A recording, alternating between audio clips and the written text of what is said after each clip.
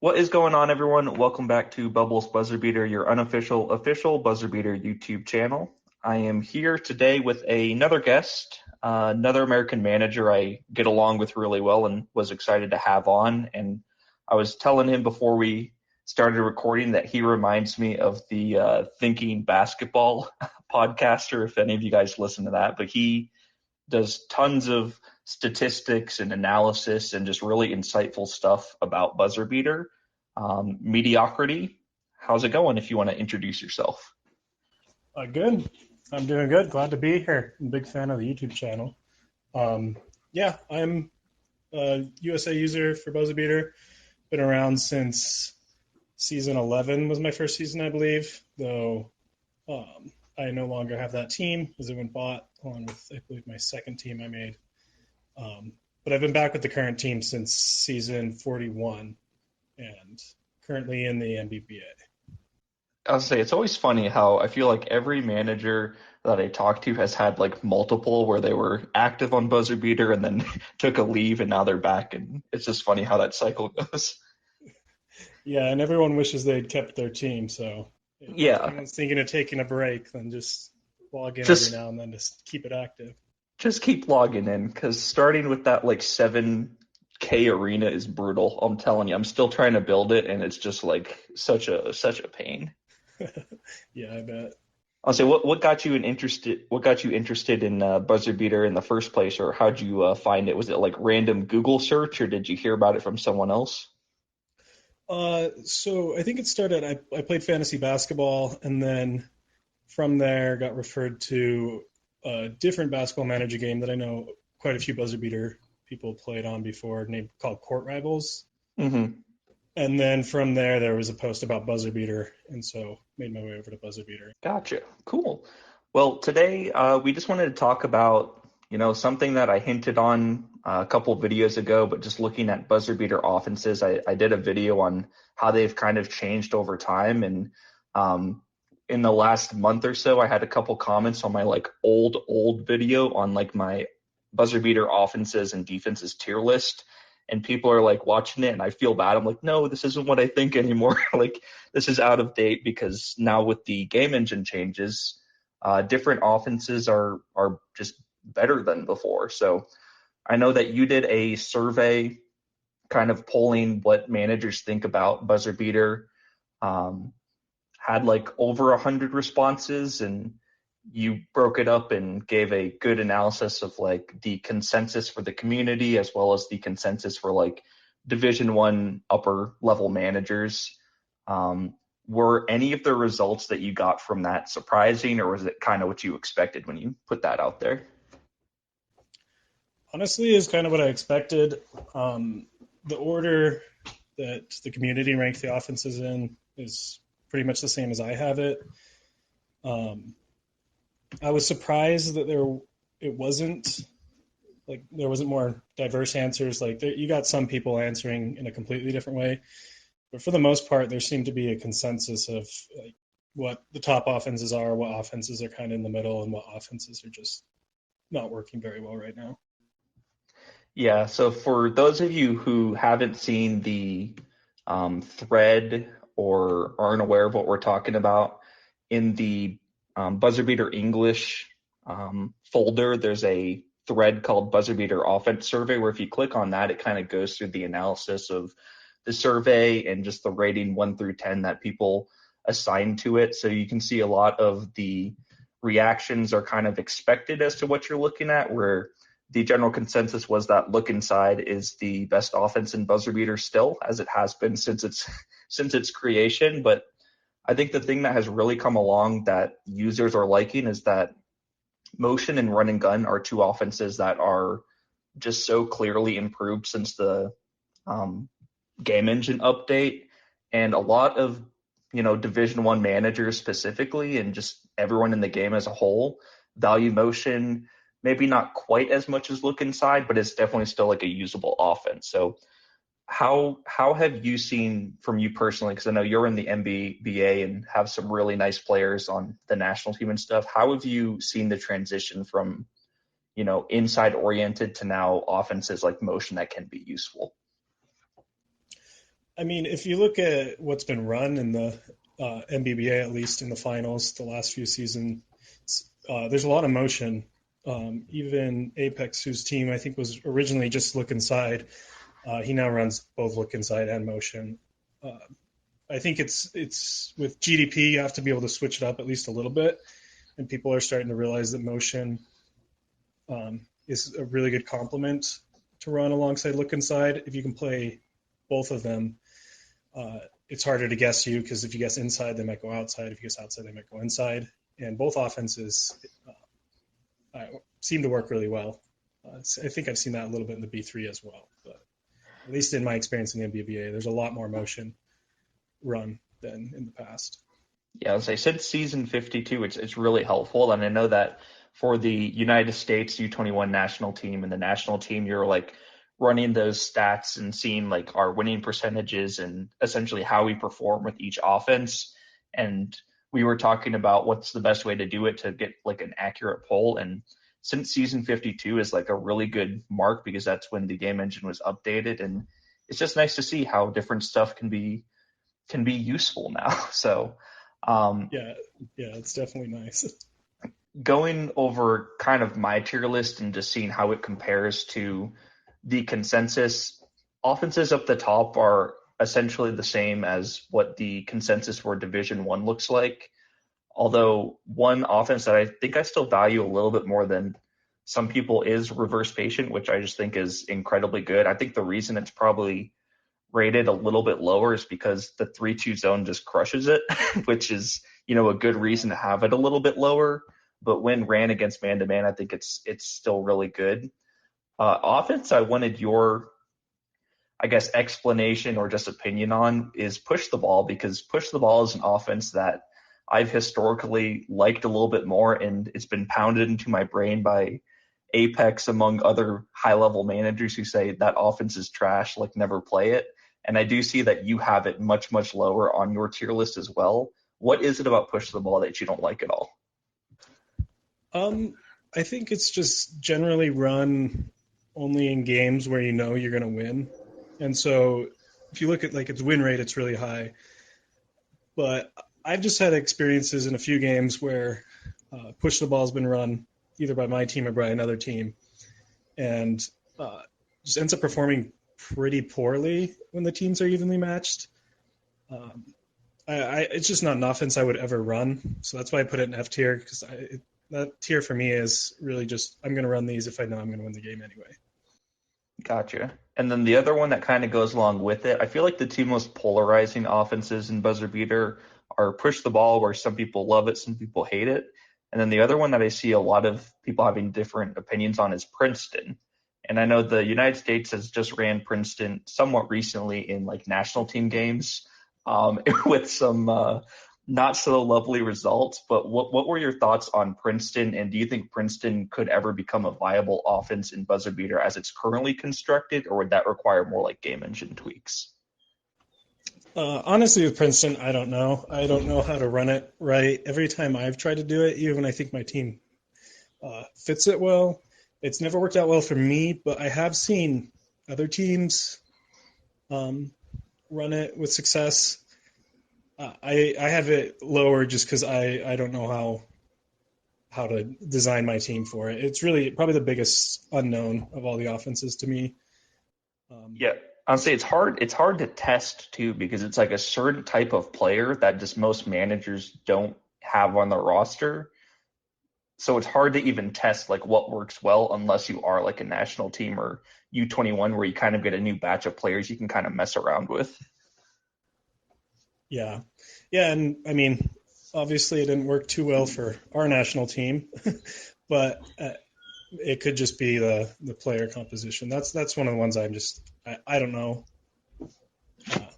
where it really could be at. For what it's worth, Antoine is in the chat listening to this right now. We do all of these on Spotify. It used to be Spotify Green Room. Now it's called something different. But Ant said, nah, Princeton is trash. Get that ish out of here. So he's not a fan of it at all. I guess for anyone who is, watching this video or listening to this right now, I did update that tier list where the old one that we were going off of, I made a long time ago, and it was not the most beautiful thing ever. So there is a new tier list that if you guys wanted to go on and kind of see where you stand on offenses, I encourage you guys to do so. Um, but as for what we have, a couple other things I wanted to talk about was the idea of you know, what's your structure for offenses that you run? Because obviously the tier lists indicate that these offenses are better, but where do you specifically differ from like what's the consensus? So like for me, for example, I've said for a long time that the only offenses I think you should run at a high level are look inside, motion, reverse patient, because you have your inside fast, you have your outside normal, and then you have your balance slow. So it's like if you're trying to game day prep someone and those are the only three things they run, it's really hard to pinpoint what they're looking at. But what is your kind of game planning strategy or offenses you look at that might differ from what the consensus is? Yeah, I think that's a good strategy to have, and probably three of the ones that if you can run those, you don't have to run anything else. I think it's nice to sometimes switch it up with low post instead of look inside. Just if you feel like you want to go inside, but you are afraid of the double guess, then low post can be nice because it's almost as good as look inside in my opinion, especially if your team has good passing. And then at least for me, I think run and gun is a viable offense if you have the team for it. It's a lot harder to have the correct team for it because I think it requires a lot more jump range with more threes, and I think it also dies heavily to a really strong 3-2 zone. So I almost see it as like a situational offense, kind of like reverse patient. If you get the right matchup where they're not going to run an outside zone and their outside defense isn't as high as others, then I like run and gun as well. Yeah, so my issue with run and gun was I've never had a team, like you said, team build is a lot of like what you can run well depends on what players you have, obviously, but I've never once had a team where I'm like wanting to run and gun because I just know motion plays better with those players, and I think that's why a lot of managers, focus more on motion than run and gun because, as you said, run and gun requires more jump range, and a lot of players and the way they're built in BuzzerBeater just they're built more for motion, which is why I think it's become like the secondary, dare I say, primary offense because tons of jump shot and inside shot worked really well with it, and you don't need all that jump range. Yeah, motion definitely, it's a better complement to look inside to be able to run both of them.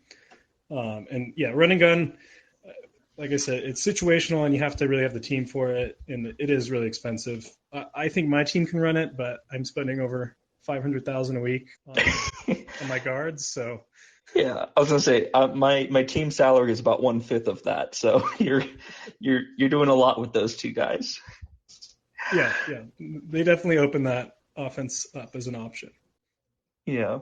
The other question, some offenses that we've kind of neglected to talk about so far in this, in this discussion, and I'm gonna hit you with a hard question, but the inside isolation, outside isolation offenses, essentially everyone hates them, even after the game engine update, everyone still hates them. They're some of the lowest rated offenses that we got back in the survey. What's wrong with them, or what's the deal with the isolation offenses? Why does no one like them? So with inside isolation, I actually think there are some people that like it. It actually had the most variety of answers, though it definitely trended towards the lower end. But I do know some managers that like it. I'm not high on it. Um, I think it's just used by a lot of good teams as if they don't want to go get guests inside, they run inside isolation if they don't have a good motion. Um, Outside isolation, I've been trying to understand it. I've run it a lot in private leagues, and I I'm under the impression that my team should be a good team to run outside isolation, as my three perimeter players are my three best players, and they're very far ahead of most people I'm playing against. But it's never worked that great for me. I'm just not sure why. I get the shot distributions on my players vary so much from game to game that I still have a hard time understanding how the offense is actually working. So I'm not sure how to fix it. Who is primarily shooting in that offense when you're running outside isolation of your guys? Because I know you have Morosa, I know you have Webb. Or is it primarily them shooting, or is it kind of a mixture? Because I know it's considered a balanced offense, which confuses a lot of people. Do you see like a balanced distribution of shots, or is it primarily a certain player or two? Most of the games, it's primarily my outside players, which is what I like. But I've had a few games where it hasn't been, and I had one game. I'd have to look it up, but I believe Webb had like 17 assists. So 17 assists. Okay. it was against a bad team, but that made me think I liked it more because I thought that he was getting the ball more often and he was just getting assists to players. But it just kind of is how my experience with the offense, that it's very different from game to game. Gotcha. And for you, I know that you, like you said, have three kind of outside oriented players who are all USA national team. Going into the NBA and kind of looking at how you want to build your roster, were you specifically looking at like high level guards to test out some of the new offenses, or was it just kind of the way it happened where you're like, I like these players, I'm going to get them, and then we'll just see from there? I definitely like running outside offenses more. I think it's a little more exciting, and now that they're more viable, I wanted to try them. But it was also the players that became available on the national team. I wanted to buy USA national team players, both because I like helping out the national team and because the huge merchandise boost. So it was really outside players that became available for me to buy, and on top of that, I trained bigs as I promoted up to Division One. So I already had one big at least. I sold one when I made the MBBA. So I was looking more for outside players. Gotcha. I'll say the nice thing too is with the three of your guys, we say like, outside players, but really they're the sort of players that can go inside or outside. So they're just offensive players who are really good at essentially a wide variety of offenses in general. So I guess that makes the transition a little bit easier as is. Yeah, they're definitely. I feel like I can run any of the offenses that I put near the top of my tier list pretty effectively. Yeah, for sure. I guess other question for you, because I know you're in the MBBA, you're still in the Cup too, correct? Yeah, I'm in the cup right now, top four.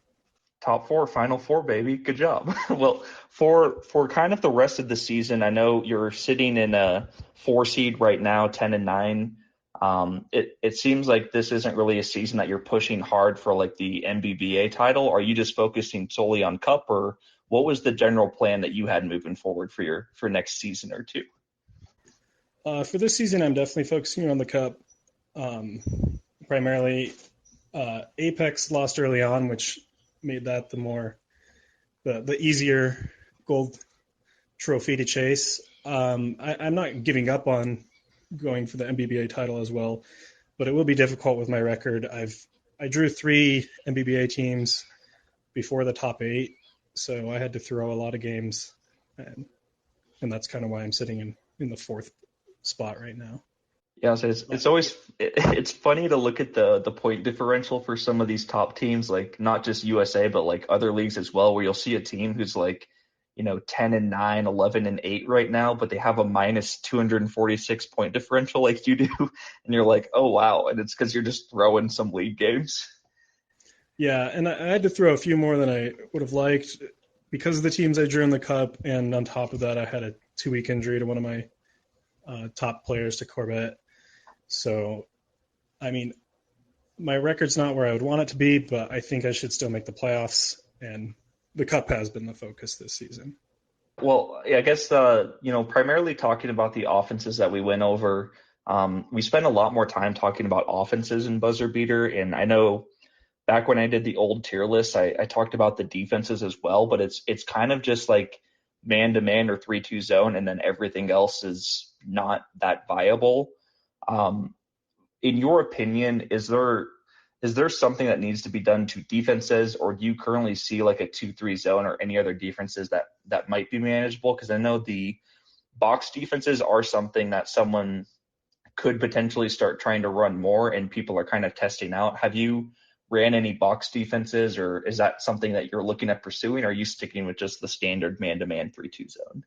At least for the near future, probably sticking with the man-to-man 3-2 zone, just because they complement my team. I think 2-3 zone is a little bit better now, though you have to be sure your opponent's running an inside offense.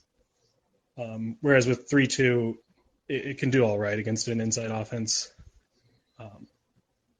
As for the box and one defenses, I experimented with inside box and one last season when it was kind of messed up the way it was run, and saw really weird results. There's one game where I played Apex and I beat him with, I think this was before I had Marasla, and Webb came off the bench, and I still won somehow. And part of me was convinced that the changes to the offense had made, or to the defense had made it broken. But then the next game I ran, it performed pretty terribly. So I think and reality set in and came back crashing down to earth. Yeah, no, I wouldn't ever trust any of them in an important game, but I might test them in private league. I'd say private league is where it's nice that private league is a thing, because I think that's where primarily people are looking at trying these different defenses. And like you said, some of them, sometimes you catch a game, you're like, oh my God, is this the most OP defense ever? And then you run it again, you're like, no, actually, it's just whatever. Yeah. Cool. That's my experience with inside box and one. For the time being, I think man-to-man 3-2 zone, if people are like watching this frantically going, what's the defensive tier list? Man-to-man 3-2 zone, and then everything else is like a clear step below for what you're looking at.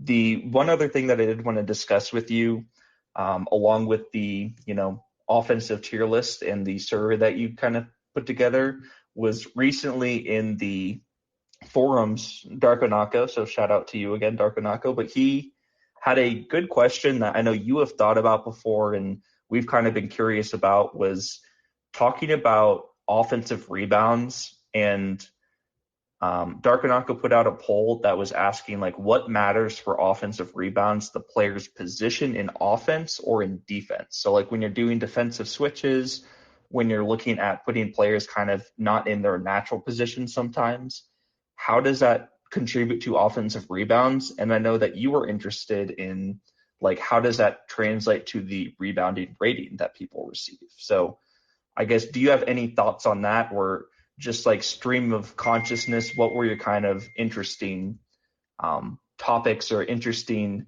ways to view that question? Yeah, so I think his question for the forums, when I first read it, I wasn't sure.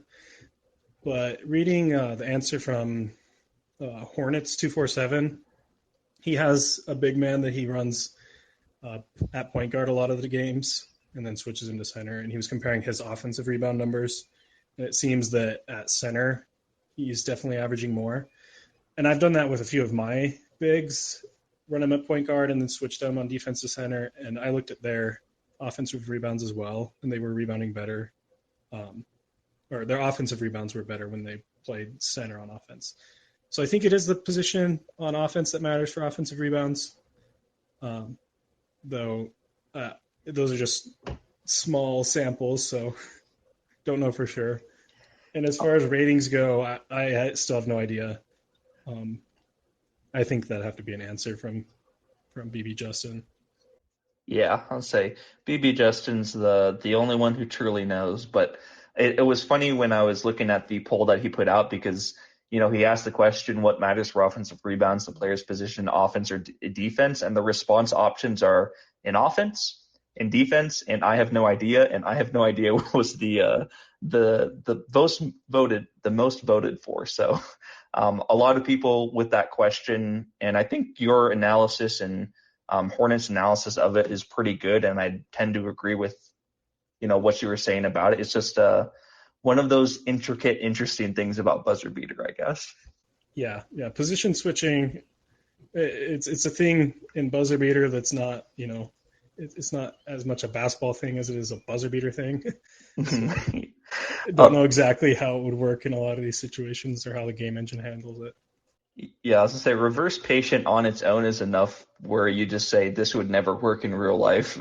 But it's, it comes down to the thing where it's like in BuzzerBeater, you obviously can't change your offense or defense after the game has started. Where if, Steph Curry's trying to just, ISO Rudy Gobert for the entire game in the NBA, like the defense is going to adjust, where in BuzzerBeater it just can't do that. Yeah, I like to imagine reverse patient as the team's running a bunch of screens until they get the mismatch they want. Yeah. Which is that's kind of the NBA equivalent, but not exactly how it works in the game engine. Essentially. Cool. Well, yeah, I think we covered a lot of really interesting stuff here. And like I said, the tier lists are always going to be fun. I think ours are both fairly similar to what the consensus is, but some people, as you posted on there, some people think outside isolation is a level 10 offense, and some people think look inside is a level 4 offense, where it's like I think that's more of a I just don't want to run it rather than I don't think it's actually good. But the disparity is always really interesting for those in the survey that you did. It was interesting for me to see that opinions tended to align with kind of how I see the offenses as well. So yeah, I'll say pretty good talk. Well, I think we're going about a half hour, so I don't want to make it too long for people. But I know like you said, Final Four for the Cup, so we're cheering for you to get that done. You're definitely who I'm cheering for here at this point, so I hope you can take it home, because then you can make that rise up the leaderboard for the USA managers. Yeah, it'll bump me up a few spots. I still got a long way to go, but long way to go. Cool. Well, you know what? I got a long way to go too, because I'm down in Division 4. So one day I'll catch up to what you've accomplished.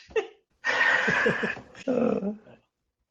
Well, thanks for joining me so much, Mediocrity, and thanks everyone for listening. Until next time, guys, good luck rest of the season, and rock on. See ya.